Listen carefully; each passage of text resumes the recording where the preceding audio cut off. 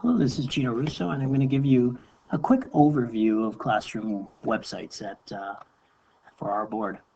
So usually when someone wants a website, a teacher will request one to be made for their class, and they can request one at lakeheadschools.ca/website request.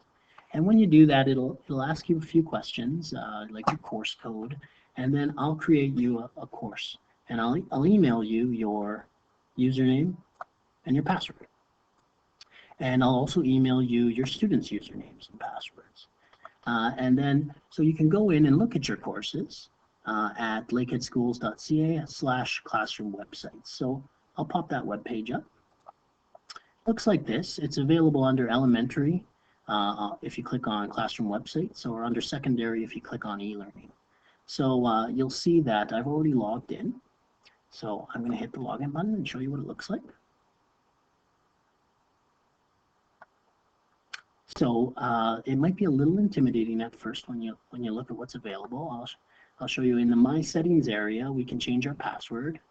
We can change our email address so that we can get notifications if things change in our course. There's a role switch area here, and this allows you to view your course as a student.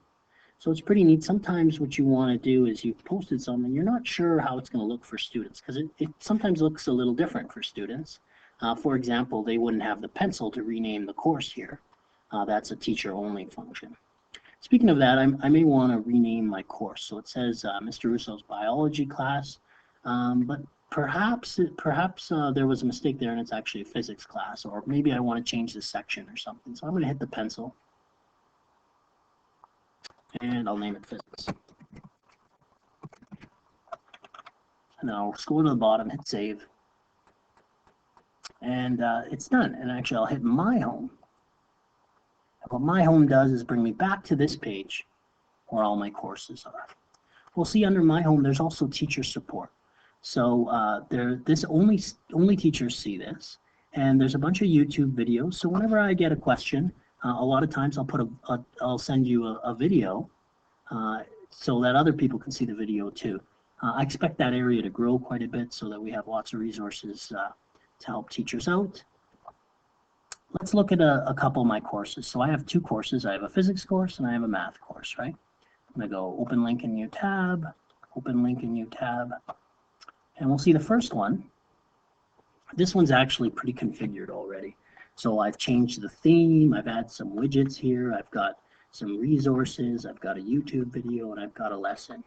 Now I have tutorials that'll show you all that. So these tutorials actually show you how to create that. But for now, I'm just going to give you an overview of your site. So I'll actually go to my blank class. And one of the first things you'd want to do, sort of the first step of a blended learning teacher who uses the classroom website, they use the news page. That's the simplest way to get information to your students. So I'm going to hit new news item. And maybe there's a lot of stuff we can do here, but for now, all I'm going to do is post my PowerPoint from my lesson today. So I'll say lesson today, and I'll say below is the PowerPoint from today's lesson. So just in case anyone missed it, they can catch up. So I'm going to actually upload it. So what I'll do is I'll hit this insert stuff button. I'll hit browse, and I'll find the file. I've got it lesson.powerpoint, and I'll hit upload. And it'll take a second.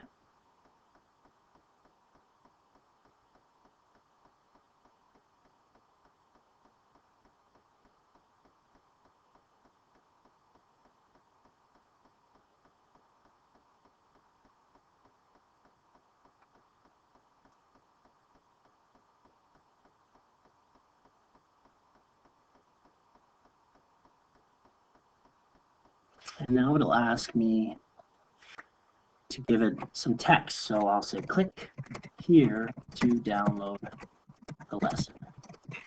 So that's the blue link that the students will see. So it says below is today's lesson. Click here to download it. And you know what I'll do is I'll actually make the font a little bit bigger because that's small.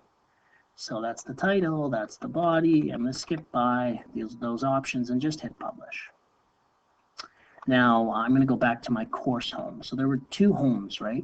My home is where all your courses are. Course home is the home page for your course. So you might have more than one course. So that's what course home is for. So that's sort of an overview of the first step of publishing content to your website. And I'll just give you a quick browse through for the other stuff.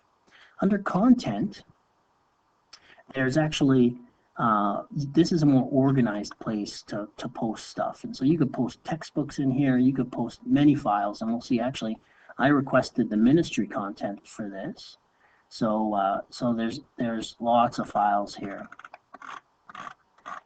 Now I could just ignore this for now. This is sort of a little bit of a more advanced area. There's tutorials for this. I'm just going to skip it.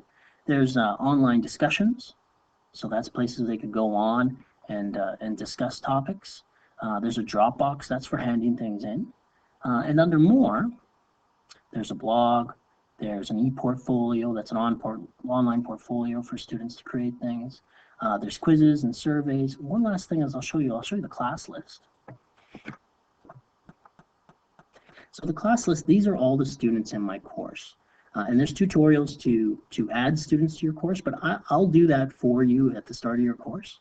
But sometimes I'll send you a password.